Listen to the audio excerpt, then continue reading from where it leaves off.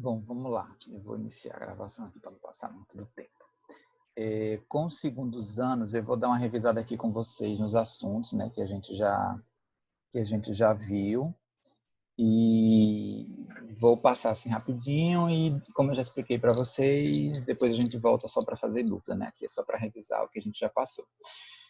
A gente viu a ideia de poder, de política, e a primeira coisa que a gente viu foi a noção de poder econômico, poder ideológico e poder político, né? Então, a primeira coisa é a gente entender que poder é uma dimensão importante da vida em sociedade, né? Não existe uma vida em sociedade sem que tenha essa compreensão sobre o poder, porque, felizmente ou infelizmente, dependendo do seu espectro aí, a gente não vive, né, sobre a mesma égide, sobre a mesma importância social. Isso é uma característica da própria sociedade em que a gente vive, né? E quando eu digo sociedade que a gente vive, não é só essa, né? Mas há algum bom tempo. Então, aí o poder, digamos assim, está ampliado em três possibilidades de interpretação. Você tem o poder econômico como uma dimensão do poder, o que é que ele traz para a gente? Olha, de algum tempo para cá, de muito tempo para cá, você ter dinheiro ou você não ter dinheiro, isso fala um pouco sobre você. Isso diz um pouco sobre como a sociedade vai entender você e vai dar importância para aquilo que você faz. Significa dizer que ter dinheiro é também ter poder. Você tem um poder ideológico, que é um poder que ele é movimentado, manipulado a partir das ideias, manipulado aqui não no sentido negativo, né?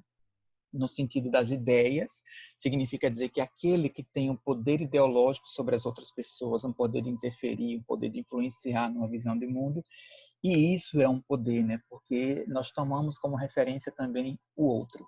E você tem um poder político, porque são aquelas pessoas que têm o seu poder de decisão, de influenciar, de legislar, de decretar lockdown, por exemplo, e falar, olha, está decretado isso e está acabado. Um juiz dá uma canetada e diz, a lei é essa e pronto, né? Agora vai ser assim e acabou-se.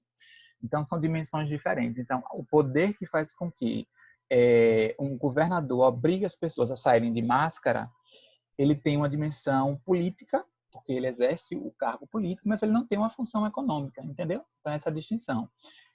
Mas alguém que diga, olha, eu quero reservar uma UTI para quem tem mais dinheiro, e aí você faz aquele conluio ali com os amigos e tal. Então, o poder que está sendo movimentado aí é o poder econômico. Vamos lá para o próximo slide.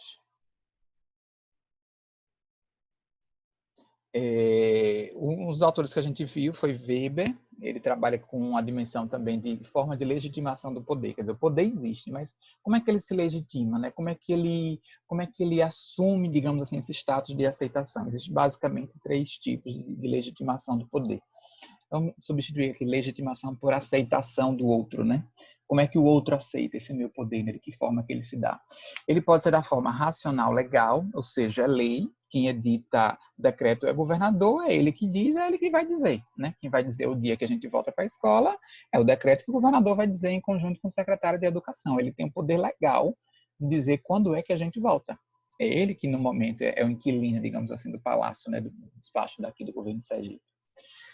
Você tem um poder tradicional, que é um poder que está baseado em uma tradição, em um costume, em um valor, que é o poder, por exemplo, que os pastores exercem sobre as pessoas, um bispo, ou até o avô tem, né, na sua sociedade, na sua comunidade, a pessoa mais velha, enfim, isso é um poder tradicional, porque o que aquela pessoa diz é tido como respeito, é tido como, né, como aquilo que deve ser levado em consideração. E você tem um poder carismático, que são aquelas pessoas que influenciam as outras pessoas por uma série de características pessoais que elas têm, né? Então, você vê, por que eles colocam muitos artistas fazendo propaganda, até incentivando, até o uso de máscara? Porque eles têm o carisma de influenciar pessoas. O jeito de ser dele influencia as outras pessoas, né? Então, essa seria a outra dimensão de poder. Aqui eu tenho outra distinção sobre concepção de Estado. Você tem a de Bobbio, que ele também fundamenta algumas outras características para a gente fundamentar o Estado, que é a centralização do poder. Aqui eu estou marcando o que significa a centralização do poder. Que o poder é exercido de forma hierárquica e centralizada. Então você tem uma cadeia de comando. Você tem o governador, que vai dizer se a gente vai, se esse decreto vai possibilitar a abertura de escola ou não. Abaixo dele você tem um secretário de educação que vai dizer como é que a gente vai abrir ou não. E aí abaixo dele você tem as diretorias, as regionais, o diretor de escola, até que chega lá os professores, entendeu? Então existe uma centralização do poder. O Ateneu não pode decidir quando ele vai voltar sozinho, porque ele está dentro de uma cadeia de comando. O poder ele é central. Um posto de saúde, quem é que vai definir se aqueles leitos ali vão ser utilizados, vão ser direcionados para atendimento à Covid ou não? Então é outra característica do Estado, né? É a centralização de poder, a territorialidade e a impessoalidade. Impessoal, como eu já falei para vocês, é o não pessoa. É aquele Estado, não é aquele avesso e detesta a pessoa. Ele só não leva o que a pessoa é individualmente em consideração. Não me importa quem você é pessoalmente, importa que você é um cidadão. O Estado é impessoal. A lei vale para todos os indivíduos. Não me importa quem pessoalmente você é. Por isso é que ele é não pessoa. Não importa quem você é, você vai ter que seguir a regra. Essa é a concepção do Estado de Bobbio. O Weber adiciona a isso a noção de monopólio legítimo da violência. É basicamente o que as polícias fazem. Significa dizer o seguinte: ora, a gente vai viver cada vez mais em coletividades ainda maiores e as coisas vão acontecendo. Coisas aqui que eu digo é adversidades, brigas, confusões e tudo mais, né? Quem é que vai disciplinar, né? Quem é que está na rua aí observando se a pessoa está usando máscara? Quem é que está na rua fechando o comércio que não está autorizado para aberto? Polícia, né? E o que é que significa polícia? É este tal monopólio legítimo da violência. É aquela instituição que a gente reconhece como monopólio, só ela, mono um, legítimo, que todo mundo aceita, e força, força, né? Obviamente. Então, aquele que vai exercer a força. Vamos ver mais aqui. Isso aqui eu não vou dar, aí tem uma outra parte aqui que eu vou dar para vocês. Eu fico indo, vindo a ideia de presidencialismo, eu falei sobre os três poderes, e agora eu vou abrir aqui uma outra coisa. Esperem aí, porque a gente vai... Pronto, voltei. Agora eu vou compartilhar uma outra tela aqui, que a gente vai falar especificamente dos três poderes. Então, eu falei aqui para você dos três poderes, já expliquei para você. Por que parou o compartilhamento de tela? Vamos lá. Então, aqui, quais são os três poderes, né? O poder executivo, o poder legislativo e o poder judiciário. O poder legislativo ele tem a função de criar leis, né? Que é aquilo que vai reger e vai classificar. O poder judiciário ele tem a função de interpretar e de fazer valer as leis. E na esfera federal, que é o poder executivo, é aquele que vai executar as leis. Aqui eu vou disponibilizar isso aqui para vocês, né? Um resumozinho do que é que significa cada um, eu já comentei com vocês. Mas, né, aqui é a função de cada um, mas tem uma coisa, olha, por que a gente dividiu os poderes? Para que cada um não exercesse o poder de maneira a exacerbar o poder. Lembra que antes o poder do rei era aquele que centralizava todas as ações. Então, o que foi que a gente fez? Vamos quebrar o poder, vamos dividir, para que não haja concentração de poder. Mas mesmo assim, a gente criou uma outra coisa, que a gente chama de sistema de freios e contrapesos, que eu vou explicar daqui a pouco para vocês. Então, existem os três poderes, eles são independentes e harmônicos entre si. Significa dizer que em algum momento um poder pode interferir no outro, mas para tentar resolver aquilo que o outro poder está extrapolando, entendeu? Por isso que a gente vê algumas situações, o Supremo derrubou a nomeação de Bolsonaro, isso é invasão de poder, não é? Isso numa aula de dúvidas, eu posso até discutir com vocês. Eu quero só que você entenda o que é que significa os três poderes, né? E por que é que é normal esse processo de relativa invasão entre uma coisa e outra. O que a gente vai discutir é o limite disso, até que ponto, né? Se está sendo arbitrário, se não está. Mas essa movimentação, essa acomodação de poderes, ela é parte do sistema democrático, né? Ninguém exerce o poder inteiramente sozinho. Mesmo eu sendo poder judiciário, eu não faço as leis. Eu julgo e eu, digamos assim, implemento as leis, eu aplico as leis.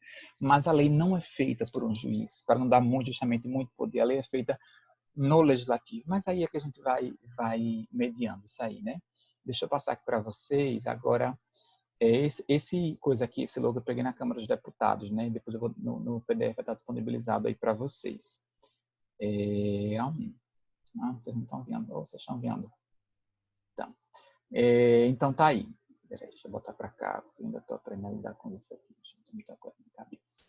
Então, isso aqui eu peguei na Câmara dos Deputados, tal, para a gente bater, para a gente ter uma noção, né, do que significa cada coisa, como é que, qual é a função de cada um, né, para que é que serve, tal.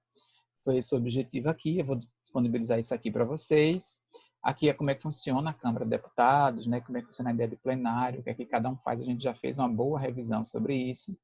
E tá aqui, ó, o sistema de freios e contrapesos, né? Então, aqui está dito especificamente qual é a função de cada um, né? Qual é a função do presidente, que é gerir, ele pode nomear, ele indica juízes para a Suprema Corte, mas essa Suprema Corte também pode declarar inconstitucional os atos do presidente.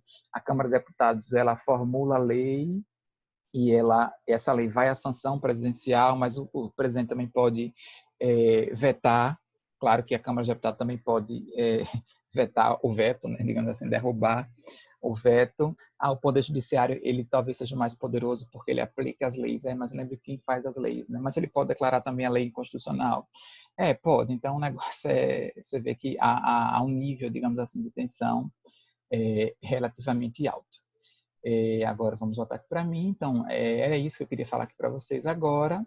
Eu vou disponibilizar todo esse material aqui para vocês em PDF e aí a gente vai conversando e vai batendo um papo. Agora eu só queria que minha tela voltasse.